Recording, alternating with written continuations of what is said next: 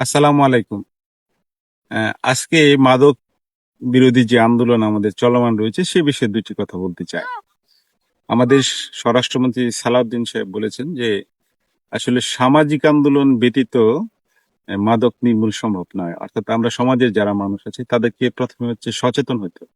যদি আমরা মাদকের ব্যাপারে বা যেকোনো সামাজিক অনাচারের বিরুদ্ধে যদি সমাজের মানুষ যদি সচেতন না হই, সেক্ষেত্রে আসলে প্রশাসন দ্বারা মাদক নির্মূল করা সম্ভব নয়।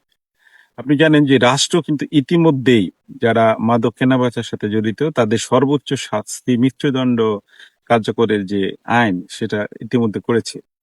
আসলে আপনাকে বুঝতে হবে যে যারা মাদক কারবারি তাদের যে সর্বোচ্চ শাস্তি মৃত্যুদণ্ড, অর্থাৎ একজন মানুষকে হত্যা করলে যে শাস্তি, সেই শাস্তি সমপরিমাণ শাস্তিটা যে রাষ্ট্র করেছে। কেন করেছে? যে একজন মাদক কারবারি দ্বারা শুধু একজন ব্যক্তি নয়, শত শত হাজার হাজার ব্যক্তির জীবন নষ্ট হয়ে যায়। শত শত হাজার হাজার পরিবার ধ্বংস হয়ে যায়। সেজন্য রাষ্ট্র বাধ্য হয়ে এই আইনটি করেছে। তা আমার যেটা বলার যে আমাদের সমাজের মানুষ যারা আছে, আমাদের এলাকার মানুষ, আমাদের গ্রামের মানুষ, আমাদের প্রতিবেশী কারো আত্মীয় যারা মাদক ব্যবসার সাথে জড়িত, তাদেরকে আমরা বলতে চাই যে ভাই, আমি চাই না যে হত্যার মতো যে অপরাধের শাস্তি সেই অপরাধটি আপনি করেন। সেই কারণে হচ্ছে আপনার কাছে বিনীতভাবে অনুরোধ, যা অতীতে যা করেছেন তার জন্য যদি আপনি অনুতপ্ত হন, অনুশোচনায় ভোগেন এবং আল্লাহর কাছে তওবা করেন তাহলে আপনি মাফ পাবেন। এই কথাটা এইজন্যই বললাম যে হচ্ছে যারা মাদক কারবারি, যারা মাদক সেবন করে, যারা মাদক পরিবহন করে, এরকম ১০ ধরনের লোককে আল্লাহ রাসূল সাল্লাল্লাহু আলাইহি ওয়াসাল্লাম বলেছেন যে তাদের জন্য অভিশাপ। তো সেক্ষেত্রে এই অভিশপ্ত ব্যক্তিদের একমাত্র পরিত্রাণের পথ হচ্ছে যে এখান থেকে তওবা করা।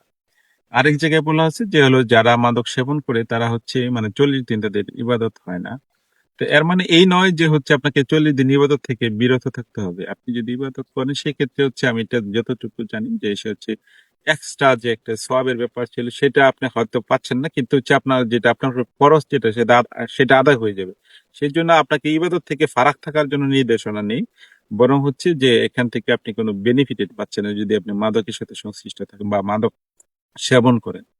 সেজন্য যারা মাদক সেবনকারী ভাই আছেন যে ভাই, আজকে আমরা আপনার শত্রু নই, আমরাই আপনার প্রকৃত বন্ধু।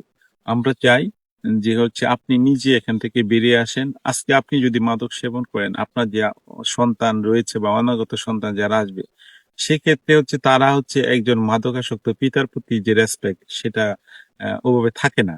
বরং হচ্ছে আপনার সন্তানটাও নষ্ট হয়ে যাওয়ার ঝুঁকি আছে। সেজন্য বলি যে অন্তত আপনার সন্তানের দিকে চেয়ে, আপনার পরিবারের দিকে চেয়ে, আপনি অর্থনৈতিকভাবে যে ক্ষতিগ্রস্ত হচ্ছেন, আপনি আপনার যে সহধর্মিণীকে নিয়ে আসছেন বাড়িতে, আপনার যে সন্তান রয়েছে, যাদের দায়িত্ব আপনার ঘাড়ে রয়েছে, সেখানে আপনি দায়িত্ব পালন করতেছেন না, করতে পারতেছেন না। সেজন্য হচ্ছে সেটার জন্য কিন্তু আপনাকে আমাদের সৃষ্টিকর্তা বলেন, আল্লাহ বলেন, যে ধর্মেরই থাকেন না কেন, তাকে কিন্তু সেটার জন্য জবাবদিহিতা করতে হবে। তাই আপনাদের কাছে বিনীতভাবে অনুরোধ যে আমাদের মাদক থেকে বেরিয়ে আসতেই হবে। আমরা একজন মানুষকেও চাই না যে একজন মানুষকেও আইনের হাতে তুলে দিতে হবে বা আইনের হাতে তুলে দিতে আমরা চাই না। সেটা আমাদের লক্ষ্য নয়। আমরা চাই যে আপনারা নিজেদেরকে সংশোধন করেন, নিজেরা শুধরে যান। বিশেষ করে যারা মাদক ব্যবসার সাথে জড়িত আছেন ভাই, আপনার যদি মৃত্যুদণ্ড হয়, যদি যাবজ্জীবন কারাদণ্ড হয়, যদি আপনাকে মার্জনা দৃষ্টিতে দেখে যদি ১০ বছরের জন্য জেল দেওয়া হয়, আপনি যে পরিবারের জন্য আজকে মাদক ব্যবসাটা করতেছেন, সেই পরিবারের কি দশা হবে আপনি চিন্তা করে দেখবেন? সুতরাং হচ্ছে আপনি ভুল পথে যদি পরিবারের জন্য ইনকাম করতে চান, অন্যায় পথে অবৈধভাবে, সেক্ষেত্রে হচ্ছে আগামী দিনে আপনার পরিবারকে আরো বেশি বিপদের দিকে আপনি ঠেলে দিচ্ছেন। অন্তত এই রাষ্ট্রের কঠোরতার দিকে চেয়ে, আপনার পরিবারের দিকে চেয়ে হলেও এবং আমাদের এই অনুরোধটাকে রক্ষা করার জন্য আপনাকে বিনীতভাবে অনুরোধ করব যে মাদক ব্যবসাটি ছেড়ে দেন। পরিশেষে সবাইকে ধন্যবাদ। আমরা সবাই চাই একটি সুন্দর মাদকমুক্ত সমাজ হোক, সেই প্রত্যাশা ব্যক্ত করছি। আসসালামু আলাইকুম।